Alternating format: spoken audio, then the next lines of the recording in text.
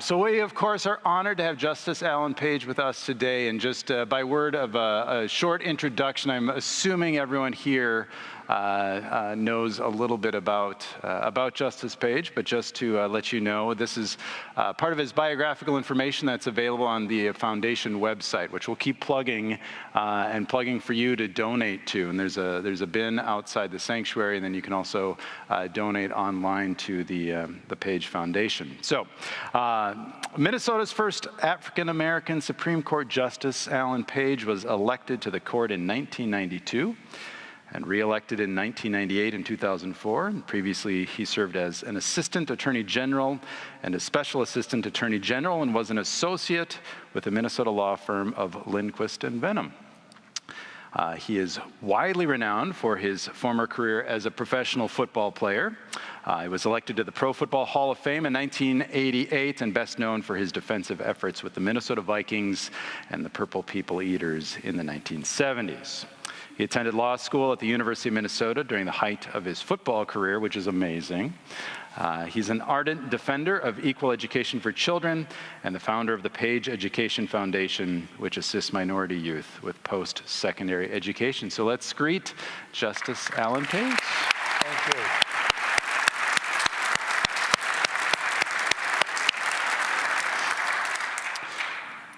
So did you want to introduce anything, or should we just dive into questions that folks here have submitted? Let's just dive in. We'll dive in. All right, so as we dive in, there are just some statistics about the Page Education Foundation, which are pretty amazing. So there have been nearly 9,000 scholars since its founding in 1988. The Page scholars have volunteered over 550,000 hours. There's a nearly $34,000 social return on investment of a Page scholar. And so some very smart people knew how to do the math and figure that out. But just to know what an important and valuable investment those scholarships and those scholars are. Page grants of over $17 million have been awarded. There have been 55,000 children who have been mentored by Page scholars, and it's just an amazing program. So maybe what you could do is start off by just talking a bit about the foundation, its background, its founding, and just to let us know a little bit about it. Sure, be happy to.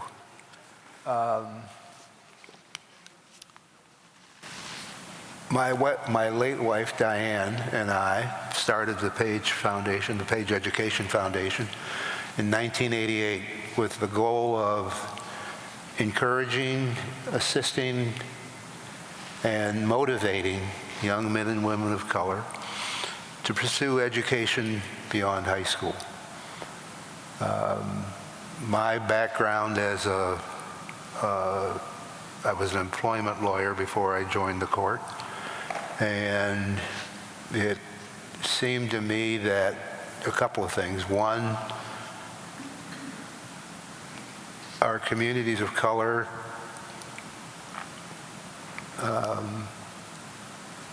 sometimes seem to not value education as much as others. And two, having grown up in the 1950s when state-sponsored segregation was, in many places, the law of the land, I'd seen enough people who had been disadvantaged solely because of the color of their skin in the area of education. And so Diane and I decided, actually it was 1988, roughly this week, as a result of us finding out that I was going to be inducted into the Pro Football Hall of Fame. We sat down with some friends and talked about, isn't this wonderful, but how can we use this occasion to create opportunity and to benefit others? And so we came up with the idea of an education foundation. We had no idea really what we were getting into. Yeah. but we came up with the idea of an education foundation, introduced that idea to our children. We have 4 children, and our number 2 daughter, also number 2 child, said, sounds like a great idea, but you could do more than simply create a scholarship program. There's this, mind you, this was 1988 when we hadn't spent a lot of time thinking about or talking about mentors.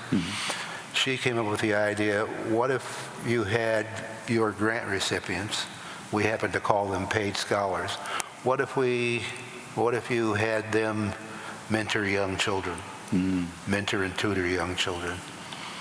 And of course, brilliant idea. I mean, it made sense. In fact, it's surprising that we didn't think about it ourselves, because what we were trying to do was use my celebrity, if you will, to motivate and inspire others. Nice. Well, the reality is that any one of us, me included, can only reach so many people. Right. But when we have our scholars reach out and use them as the motivators, we can magnify the impact. Nice.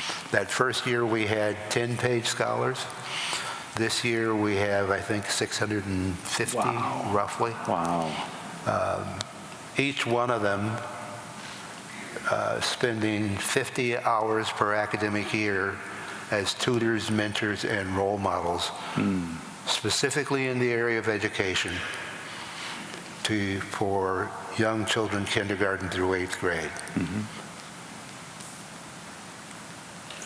I can't tell you how much of an impact those, this year's 650 scholars have had, are having now, and will continue to have.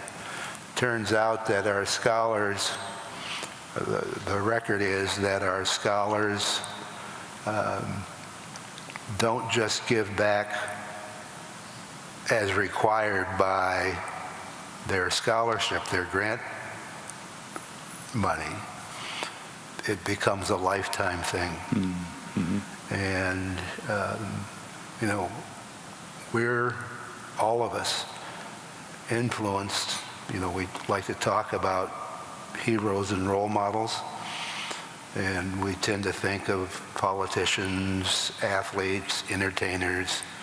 The reality is that we're influenced by those we can reach out and touch. And as I say, any one of us can only reach out and touch so many.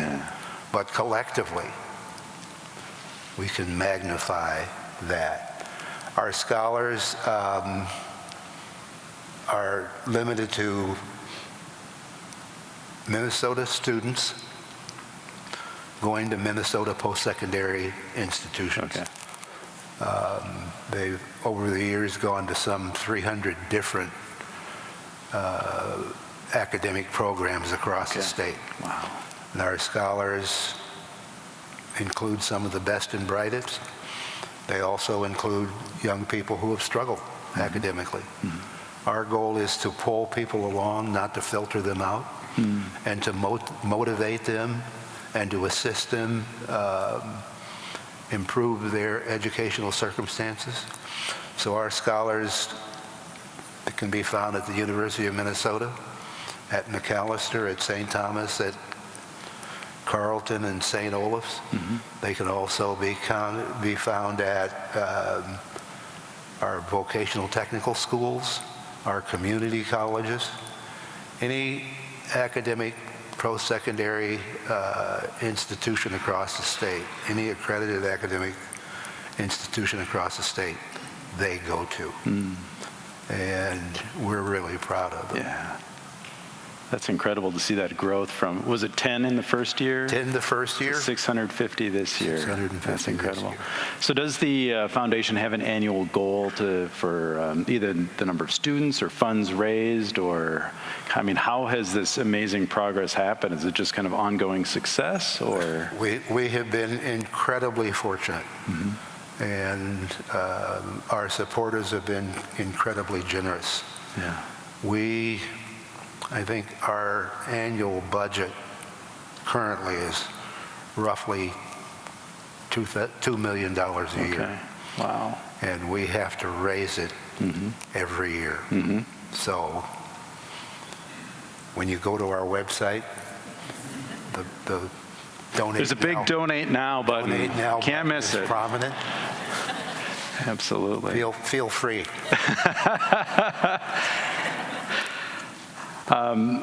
One of the pieces that's on the website, so if you haven't visited it's great to go visit the website on the homepage, and there's kind of a series of interviews. You speak, and then there are some other folks that have participated in the program or who are supporters of it.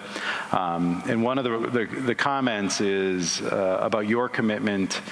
Someone was reflecting on their experience of you, that your commitment through the foundation is to creating justice and a better society, and kind of what fuels that in you to want to seek those goals? Well, it's not just me. Right.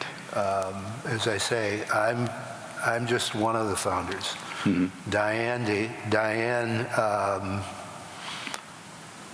has played, in some respects, a more important role than I have.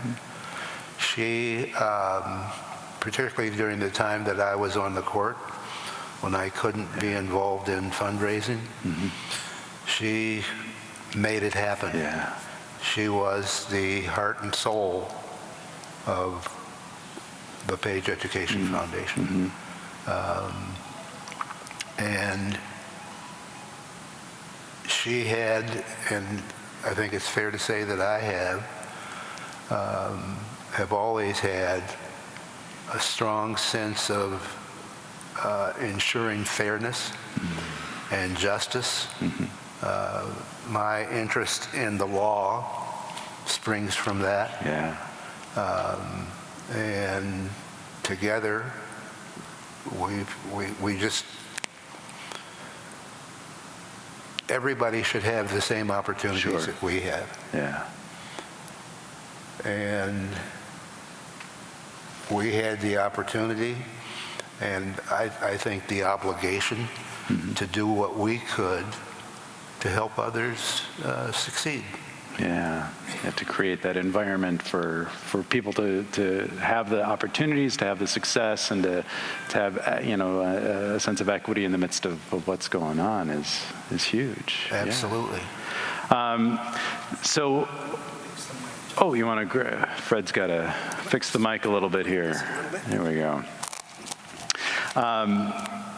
As you're tended to, how have If you'd like, I can hold the... It's up to you. I think we'll be okay.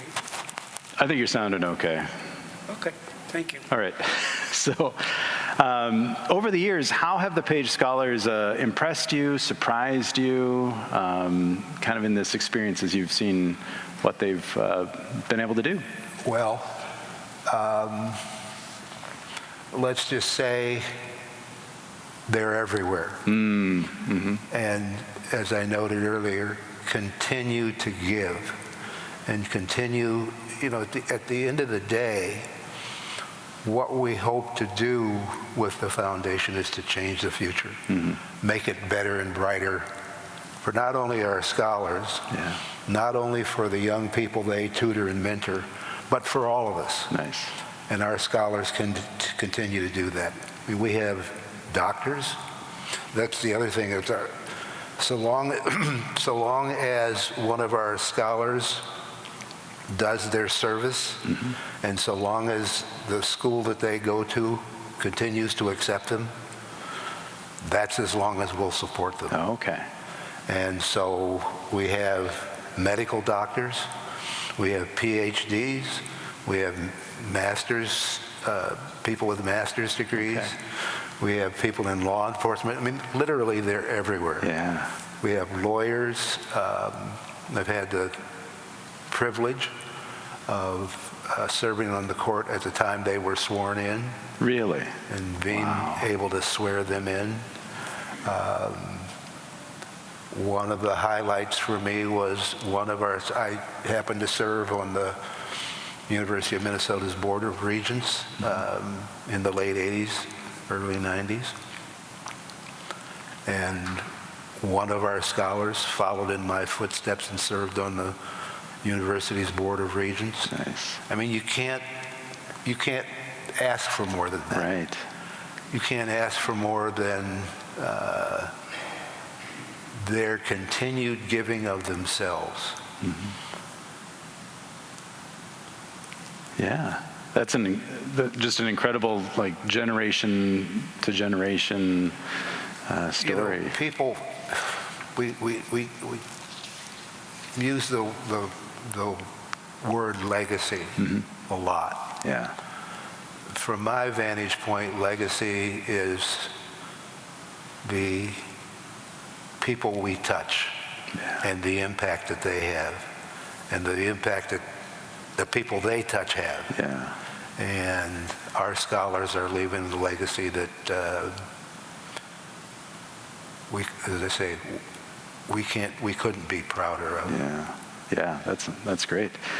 So another question that someone had asked that wasn't specific to the foundation but can connect there as well, and especially given your background, is what advice would you give student athletes about achieving their academic goals? Well, the first piece of advice would be have them. That's a good starting point. That's a good starting point. It's maybe improved somewhat, but there was a time when student athletes didn't have such goals. Right. And so that's number one. And then two, pursue those goals the same way you pursue your athletic goals. There's no magic to performing well on a football field that is any different from the magic or any different from performing in the classroom. I mean, the same skills, the same work ethic, it applies in virtually everything we do, whether it's on the athletic field, in the classroom, in the business world, in our family relationships. It's all the same thing. Yeah, nice. So you're also an author of children's books. Yes, co-author. Co-author, yes, with your daughter, Cammie. And there have been 5 that are published. 5 that have published, and you can find them on the Page Education Foundation website. Yep. And all of the proceeds from the books go to the foundation. So that if you buy one of our books, that's all, whatever you spend for it goes to the foundation. Nice. There are 5 of them. The first one, Alan and his perfectly pointy and possibly perpendicular pinky. And if you'd like to meet Alan's perfectly pointy and possibly perpendicular pinky, there it is. There it is. The second one was The Invisible You. The third one, what is number 3? Was it Grandpa Allen's Sugar Shack? Here. Yeah. It is. Yeah, it is. You got it. 4 is Be Love Can Be Hard. Yep. And 5 is Baking Up Love. I've had the privilege of working with my number 3 daughter, number 4 child, the baby of the family. Yeah. We've collaborated on these 5 books, and we're working on books 6 and 7. Nice. Book 6 is already is waiting for some artwork. We have the privilege of working with just a fantastic artist from the Twin Cities, David Geister. Okay. He's he's an artist who, his background is in the Civil War and doing artwork related to that. And we happened to get connected to him. Yeah. And so his work, the work that he's done for us, is a little bit different from what he's used to. And interestingly, most children's books, the artist and the author never see each other, Okay. never talk to each other, probably never have any contact whatsoever. Really? Okay. We've had the good fortune of being able to work directly Nice. with David. And I don't know how it works when you don't have that contact, Yeah. but we've had the good fortune to be able to do that. And his artwork is just lovely. In fact, the books are on sale. They sure are. Memory serves me, out in the lobby. Yeah, and I think I saw some people, and what I was telling your fine folks who brought them in is we want to make their job really easy, because they had to lug in all these boxes of books, and I said, we're going to sell all these, so when you leave, it's really easy. So we'll That's right. make sure we sell all these books and Save them save them all the hassle of trying to pack it back up. Pack them and back plug up. them back on. Yeah, so but they're all available, all 5 of the currently published books, and they're all, They're great gifts for grandparents. yes. We have some older, wiser grandparents here for sure. So where do the ideas come for the books, and kind of what's your creative process for you and Cammie, and how does that partnership work as a father and daughter? We, bounce ideas off of each other. The first book kind of sprung from an experience that I had. I spent a lot over the last, 50 years, I've spent a lot of time in schools and classrooms talking to young children. And in the late 80s, early 90s, I was involved in a national essay contest with Eastman Kodak. And we would visit cities across the country. And we visited Cleveland, Ohio. And this contest was for 4th graders. So I spent time in 4th grade classes talking with children. Yeah. And one of the things I would do is do a math problem on the chalkboard. And, a problem that was probably a little more complex than what 4th graders were seeing. But I would call on students in the classroom to help me work through the problem. And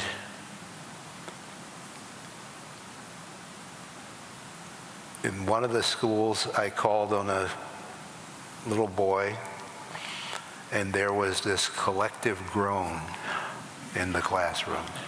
They knew something. They thought that this was not going to end well. And of course, what they didn't understand was there was no way he was going to fail, because I wasn't going to let him. Right. And sure enough, he comes up, and we walk step by step through the problem. I think the problem was, I'm buying a new car, and here's how much the car costs. And of course, there are 5 digits across the top, and then we have to add in the tax and all of that. And he worked through the problem. Wow. And did just fine. Yeah. And from that, when we started thinking about children's books and writing, it occurs to me that we, first of all, those who we think can't do can. with help can. Yeah. And those who,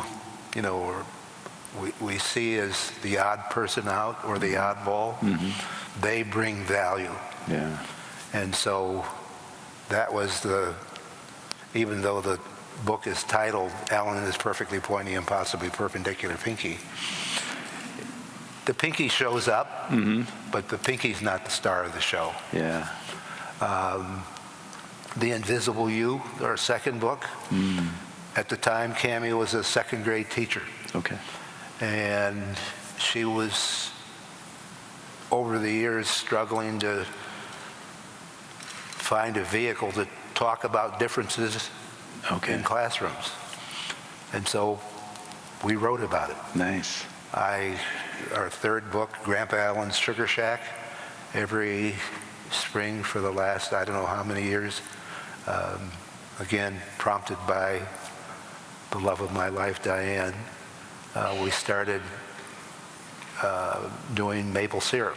And so the third book was a book about maple syrup with the granddaughter. Book 4, Be Loved, Nobody Wants to Get Stung, right? Well, I happen to have a good friend that has a bee farm. And so we wrote about that. And Baking Up Love, it's about a story about a grandfather and granddaughter baking treats for a literacy feast. So. Yeah. I like these last 3 books all there's some sort of connection. I mean, there's that relationship piece, and then there's something about food as well that seems to connect us together too. It connects us. Has that been a theme that you've experienced, or is that just something that's organically, no pun intended, grown out of your creative process? I think it's just organically grown out of the process. It's the relationship piece that shows up in all of them. In all of them, yeah. And book 6, not to tell stories out of school. All right. Your secret's safe here. These are trustworthy folks. But it doesn't involve any food. All right. That's a little spoiler there. There might be an insect or two. That's excellent. So there are, trends, bees and insects. Your bees and your insects and your food. And, Sort of what fits at the moment. There you go. Wow. So then just maybe stepping back and just thinking about your own story, maybe you can tell us a little bit about your upbringing, what life was like for you. You mentioned a little bit about, growing up in a time and in places where segregation was the law of the land.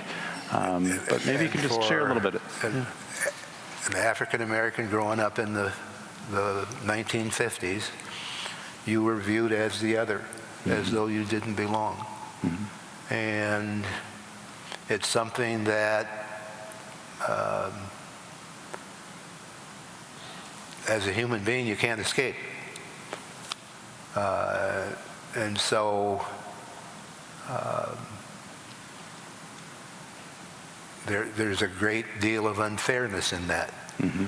And so that's been something that has influenced me, the idea that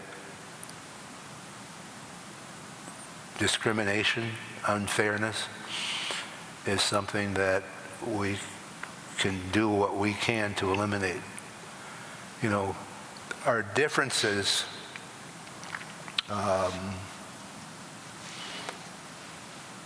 are just that, differences. They don't make us better or worse. They just make us different. And we tend to think that those who are different from us, we tend to look down on them. Right. We tend to see that as a negative. But as I say, our differences are just that. Just differences. Difference doesn't mean unequal. growing up at that time, as I say, that's been something that's influenced my life. I was the fourth of 4 children, the baby. And for those of you who are the youngest in your families, you know that there's a special privilege that comes with that. Yeah, talk to my younger brother. And there you go. And I took advantage of that at every turn. I was fortunate to understand that there was a privilege in that. And so why not take advantage of it? My mother passed away when I was 12, 13 years old. That was devastating. Yeah. I grew up, like we had a family that, had dinner together and kind of a normal childhood. Trying to think of what else I might say. Importantly, I was loved. Yeah. That was clear to me from the beginning. And that I was fortunate in that regard. Yeah. Yeah. So, I should note that growing up in Canton, Ohio, football is something that is important to that community. it's a big deal. It was a big deal then. It's a big deal there now. I wasn't much interested in it. I mean, casual fan maybe, and really I was not one of the most athletic kids around. Really? But my brother, who was a year and a half older than I am, he went out for football and seemed to enjoy it, so I thought I'd follow in his footsteps. As it turns out, evidently I had some aptitude for it. And so as a 9th grader, I started playing football. Wow. Okay. And again, we talked earlier about those athletes, your question about how does one have success meeting their goals. Yeah. There were an inordinate number of those football players in that community who didn't have goals. And I couldn't figure that out, and who didn't perform well academically. Well, if at all. And that conflict between academics and athletics was something that even early on, before I became an athlete, took me a long time to really understand what was going on. And ultimately I concluded, and it was actually my last year with the Minnesota Vikings, 11 and a half years into professional football, having just finished law school. Yeah. And it finally crystallized for me. We had, I went to training camp late that year. We had, I don't know, nine or 10 defensive linemen, and we had a new defensive coach, and his way of teaching us how to be better defensive linemen. One of the things they did, mind you, this is Jim Marshall Carl or people like that. Yeah. One of the ways to help us be better defensive linemen was to have us read the playbook to each other in our team meetings at night. And I don't know how many of you have had the opportunity to read an NFL playbook, but the difficult words are offense, defense, block, tackle. Nine of us in that group, 4 or 5 of those young men struggled to read. And the sort of the light went on for me. I learned to read first, second, third grade. Right. That's where they missed it. So we weren't looking at necessarily an athletic problem. Right. We were looking at an academic problem. And that, talked about how we came to the foundation. Yeah. I mean, that's part of it. Wow.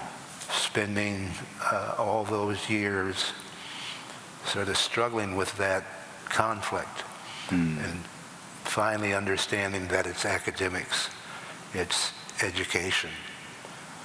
Education is a tool that anybody can use. It's a tool that anybody can improve. Yeah. No matter what your skill level is at the start, you can advance. Yeah. And so that's... Yeah. So speaking of education then, you did your undergraduate at Notre Dame. Notre Dame. Yeah. So what was that experience like for you, both academically, football, and then also just kind of what was the state in the middle of the state of the world at that time too? Truth in advertising here. My parents stressed the importance of education. Yeah.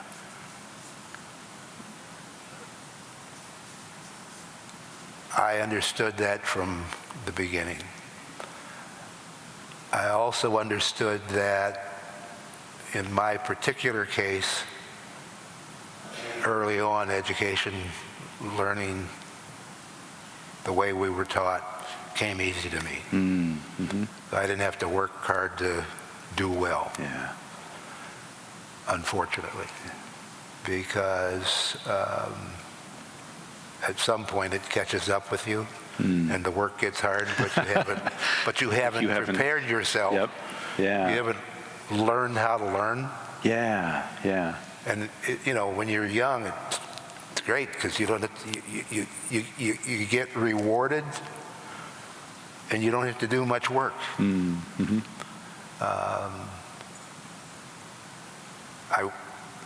In hindsight, better I had had to struggle Sure. as a child academically than sort of just float through.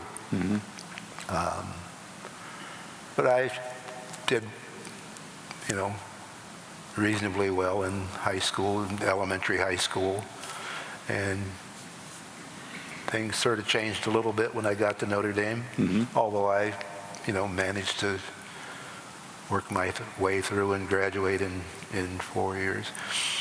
It wasn't until law school Yeah. that I fell in love with the process of learning. Okay. Most people will tell you that law school is really hard, and it's really unpleasant. I loved every minute of it. Wow. Because for the first time, I was learning simply to learn. Yeah. Fell in love with working with words. Fell in love with the process of learning, Yeah. and that was great. So how are you able to navigate law school while also being a professional athlete? Well, most of us have the ability to do more than one thing at a time. Some of us do, yeah. There we go. I think most of us do. We sometimes don't do more than one thing at a time. But it was really a matter of, for lack of a better way to describe it, compartmentalization. Sure. Being present, doing what you were doing, where you were doing it at the time you were doing it. Sure. So that when I was at football practice, actually, when I was at football practice, law school was kind of a benefit because it gave me something to think about, other than, being out there for hours and not having much fun. The games themselves were fun, playing was fun, practice not so much. Not so much.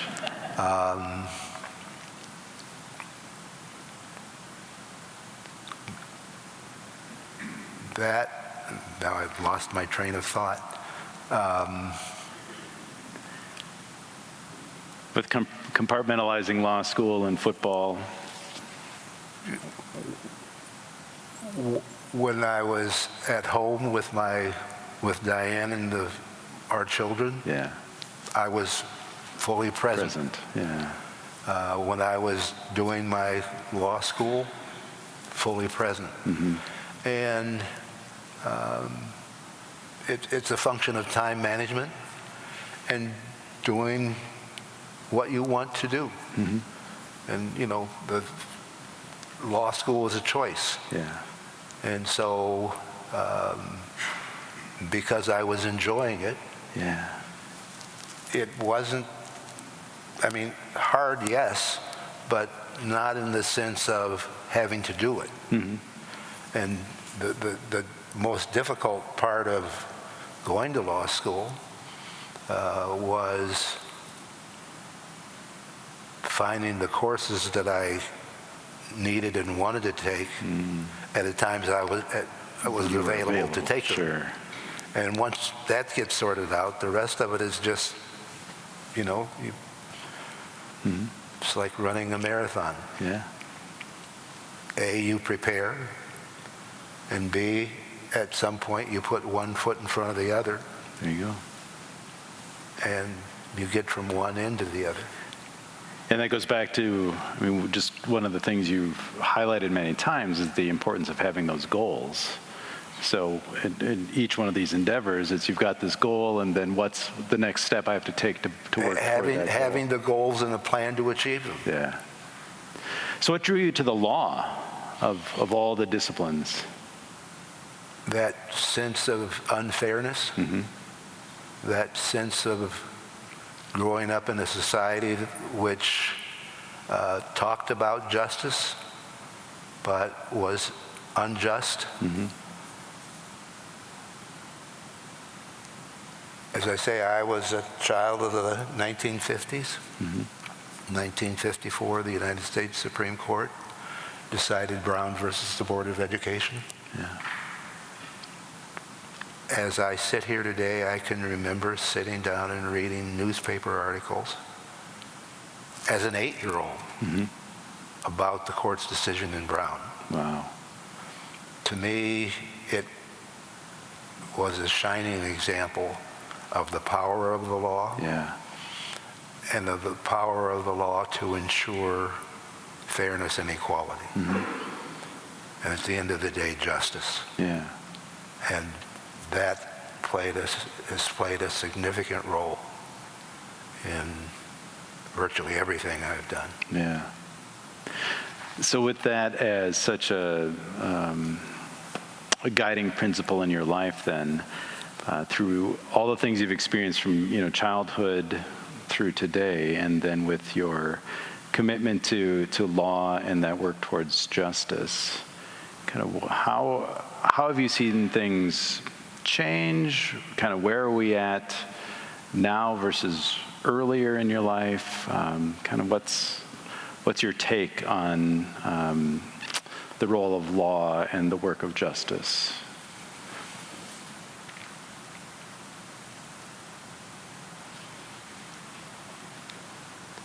I will just say we are moving in the wrong direction. We are moving in the direction of injustice. We are moving in the direction of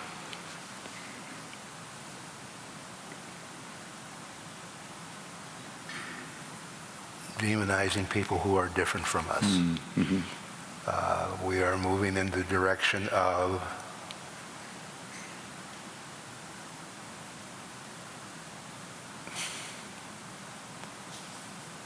treating those who are different from us as unequals.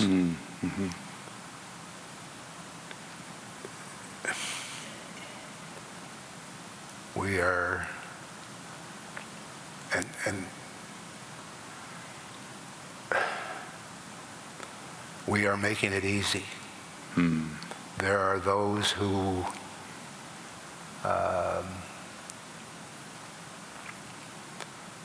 see some advantage in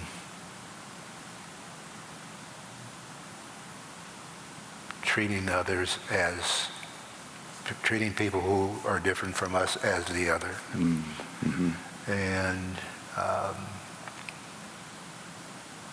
And over the years, we've obviously made some advances. We've gotten rid of the colored only and whites only signs, although we're rapidly heading back to that. We have moved towards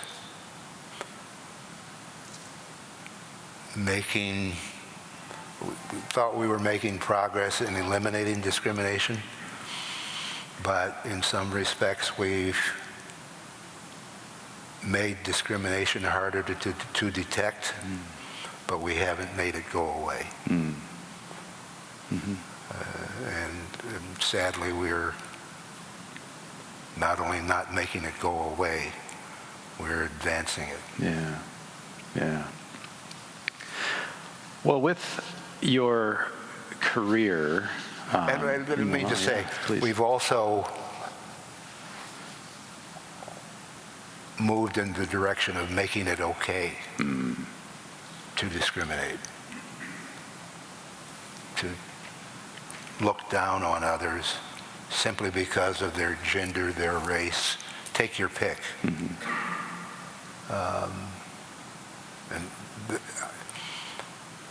And the progress we've made, it never occurred to me that we would start going in the other direction the way we are today. Yeah. So you had seen things in your career and in your roles in the legal world as helping progress things in a better direction, and then there's been an undoing or a regression of that. Yes. Okay. Yeah. So as you served honorably as the Supreme Court Justice, what were some of the challenges that you faced in that role, in adjudicating the law in those? Well, let me just say, putting aside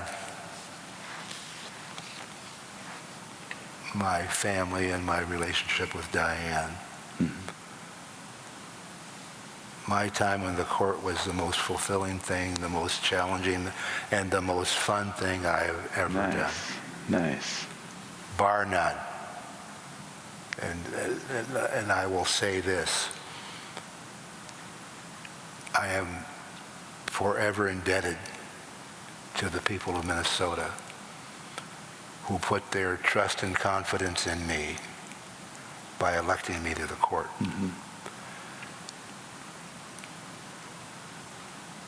Again, loved every minute of it.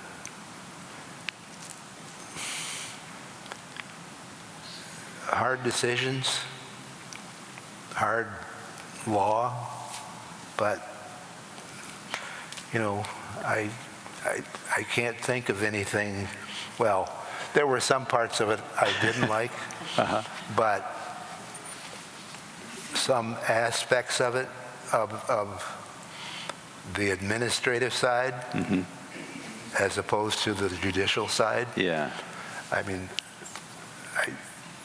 I'm not a very good administrator. Don't want to be. Have learned to be, and clearly have to be, particularly with the foundation, but not necessarily my idea of a good time. But even the cases and the particular areas of the law that I had no interest in, still fascinating and challenging. Because every case that we were involved in involved real people with real problems. Yeah. I think one of the, and real people with real problems that needed fair and honest decisions, decisions based on the facts and the law, and not on my personal preferences or whoever the judge may be. Yeah. And ensuring that I was making the best decision that I could based on the facts and the law and not on my personal preferences was a daily challenge, but one that I relished in. Yeah. Yeah. Well, I would say, I mean, you said you're profoundly grateful to the people of Minnesota, but I would also say we as the people of Minnesota are profoundly grateful for your service and the integrity with which you embodied your role and, adjudicated things to make sure that there was fairness and there was justice. You know, we, as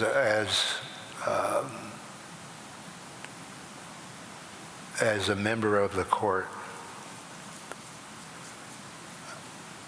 one of the things that was important to me was to ensure that everybody, no matter who they were, no matter what their circumstances were, got treated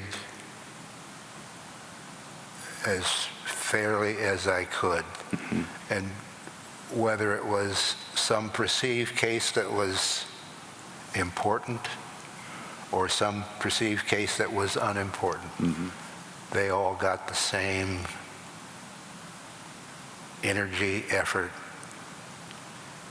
to figure out, not just figure out an answer, but what is the right answer? Yeah. What is the just answer?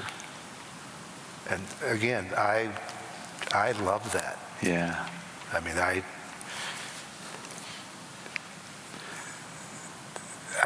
I was almost going to say, so much fun you couldn't pay me enough. But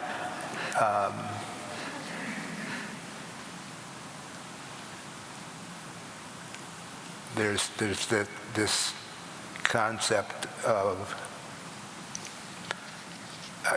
let me just put it this way. As a football player, it's what I did, not who I was.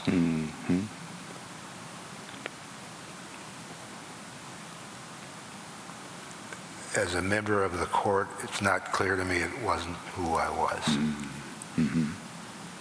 And it was far more than what I did. Yeah.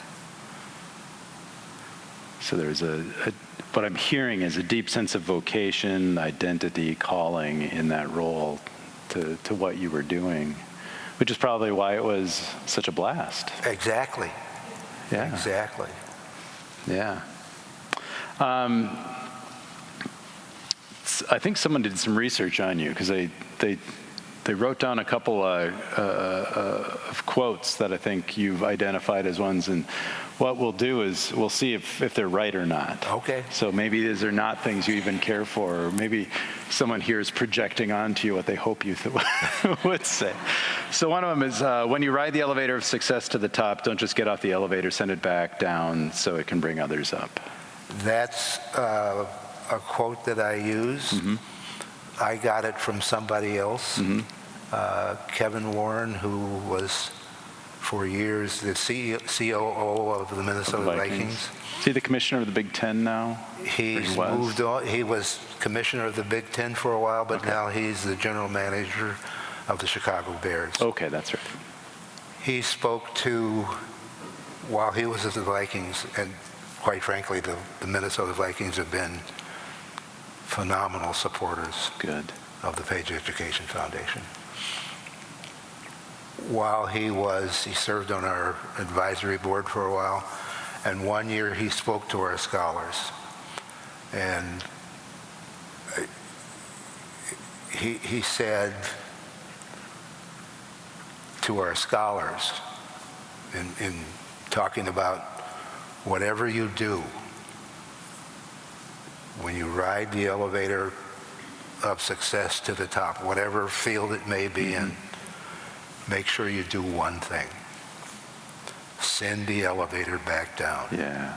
Don't get off and go about your business. And don't just get off and expect the elevator to go back down. Yeah. Send it back down. That was powerful. Mm-hmm. That's a great image. Yeah. And then another one is an MLK quote. People who have hope want to build and create. People without hope tend to want to tear it down. Yeah.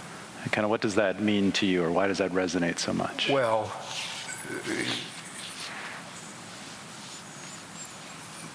my sense, particularly from my time on the court, but my sense even before that, is that most people want to be a part of our society. Mm-hmm. Those who have hope want to build that society. Yeah. Those who don't have hope have no investment in it. Right. And they just soon tear it down. And so one of our goals with the foundation, and indeed our motto, is creating heroes through education and service. I modify that to creating hope through education and service. Because people who have hope want to build. Yeah. What's the Janis Joplin from one of her songs? Freedom's just another word for nothing left to lose. To lose, yeah. People who don't have hope don't have anything left to lose. Mm-hmm. And when you don't have anything left to lose, Yeah. you can do anything. Mm-hmm. And a lot of those things aren't good. Right. Yeah. Create hope. You're something to work to. Yeah. Yeah. So then you've got a lot to lose because you're working to build, to create, Exactly. to take all that together. Yeah. Exactly. Nice. Well, with your support of education, so one of the questions was, how do you think we're doing in Minnesota today, not just in the metro area, but throughout the state, in delivering a quality education to our children and grandchildren, and what do we need to work on? Well, shortly after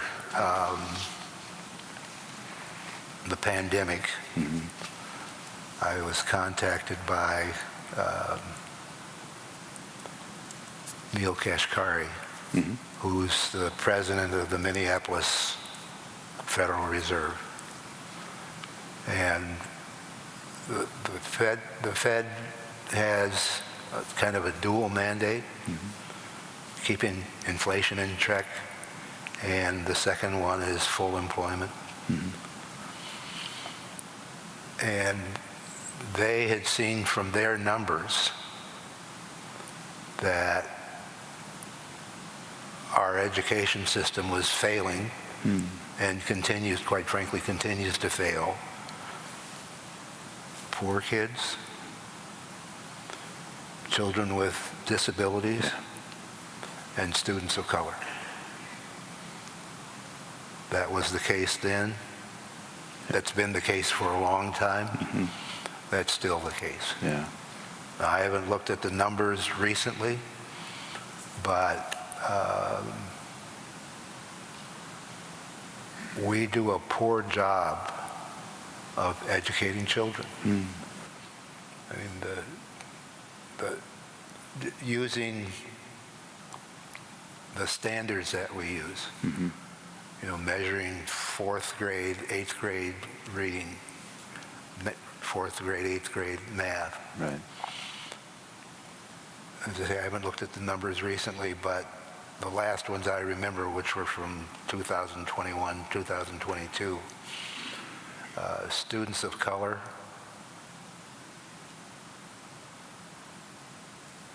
40 to 50%, and I'm using loose numbers here, performed at grade level. Overall, all students across the state, Yeah. I think that it wasn't much more than into the 50s performing at grade level. Right. So every child who gets left behind, well, first of all, every child is, you think about the economy, every child's a potential customer, a potential employee, and when we don't educate those children, they become a potential liability. There is a direct correlation between incarceration and educational achievement. Yeah. And so why wouldn't we spend the time, energy, and money to ensure that every child has the opportunity to learn, as opposed to one of the things we do now is we look at fourth grade educational achievement and calculate how many prison beds we're going to need in the future. Think about that. Yeah. Why wouldn't we, when we have the ability, why wouldn't we do everything we can to ensure educational achievement? And while much of the focus gets placed on students of color, our white students in rural Minnesota are suffering some of the same issues. I mean, I think Paul Wellstone said it pretty well. We all do better when we all do better. Well, if we can help all children do better, we will all do better. Yeah. Well, and a lot of that resonates both, with your convictions about fairness, about justice, about the opportunities, and then also about the hope. Because it's the building versus destroying, and then if there's nothing, if a child grows up and doesn't feel equipped, doesn't feel like they have opportunities, well then kind of what's the point? So it's kind of easy to be nihilistic or to say, well, it doesn't matter. And so do you... Because I've got nothing left to lose, because I'm free to do what I want. Right, yeah. So what are some ways that, were there outcomes of your work with Neil Kashkari to kind of what are you hoping for? Our effort was to amend Minnesota's Constitution to constitutionalize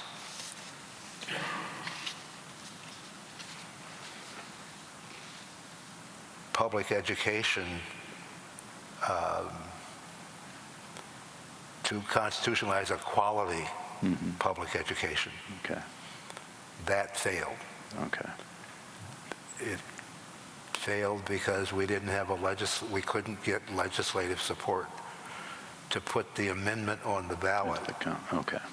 We felt pretty confident that if we could get it on the ballot, the people of Minnesota would understand that a quality education was something that was beneficial in the short term, in the long term, for all of us. Yeah. Yeah. And so we continue to pour money into our education system. And by the way, again, I don't remember, as I sit here, the specifics, but something north of 50% of the state's budget goes to education. Okay. So large amount of money Right. Yeah. to produce results that none of us can be proud of. So the investment and the outcomes aren't meeting up. There's something going on there. You noted early on the return on investment of the foundation Yeah. in ensuring education. Yeah. That's what the foundation is all about. That's, that's the thing that I have been able you to can do, do to- that Diane and I have been able to do. Yeah. All of us can play some role, Yeah. because we can all go to a classroom, we can all read to children, we can all do some small part in creating that hope for all children. Yeah. So we've got a couple more minutes. Totally different vein. Just what are your, as someone who's run marathons, who's enshrined in the Pro Football Hall of Fame, kind of what are do you have athletic goals at this point in time, hobbies that you're enjoying? What are you doing for fun? I walk every day. I have taken up Pilates. Nice. In fact, before I came here this morning, I had a Pilates class. Excellent.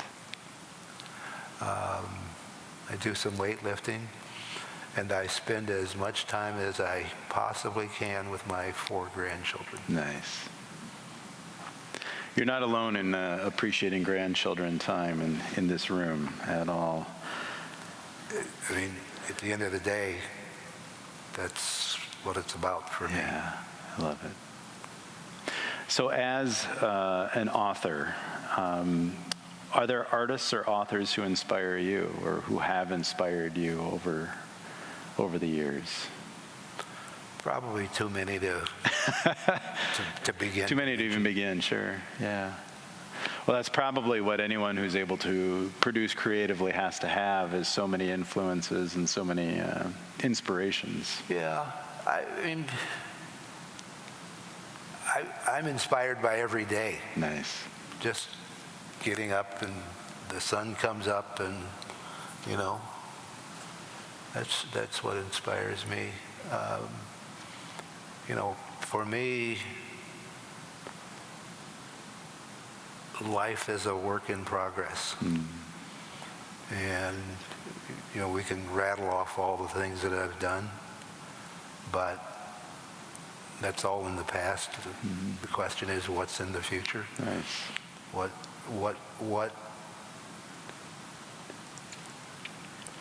is it that will pull me along to the next thing? Nice. And I would just say this, people often ask,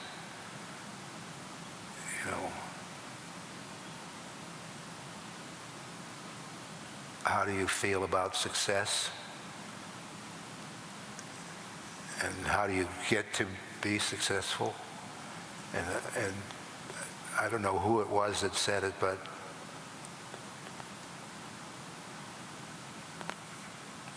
somebody far smarter than me, I think, said,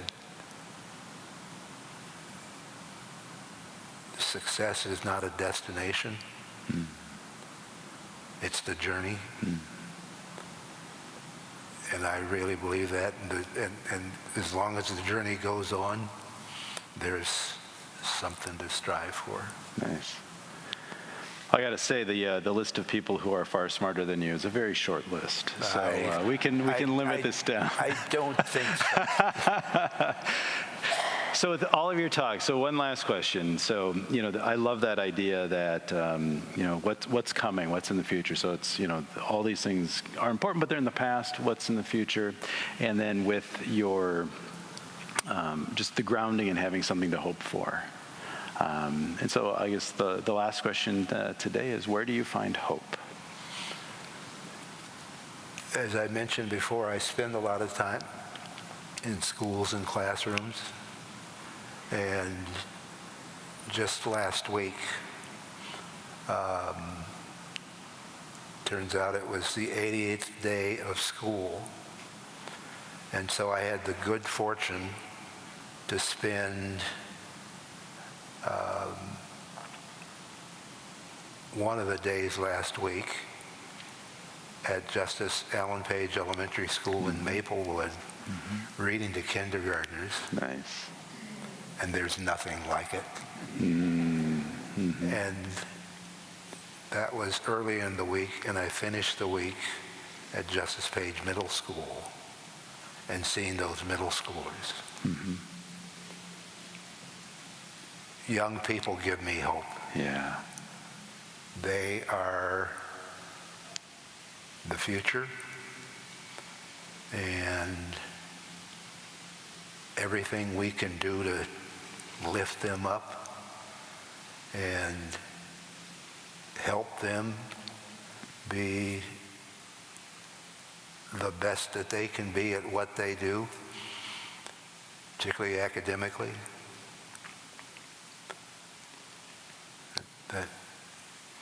That does it for me. Nice. That's just beautiful. And one of the ways we can help is to support the foundation. Donate now button. There it is. Books are available for sale, and we are just so grateful for all the work that you have done and continue to do, and are so thankful that you shared your time with us today. So we just want to show our appreciation. Thank you. Thank you.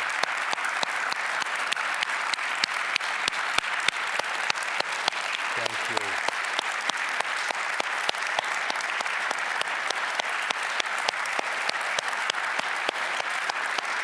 Yeah, thanks again.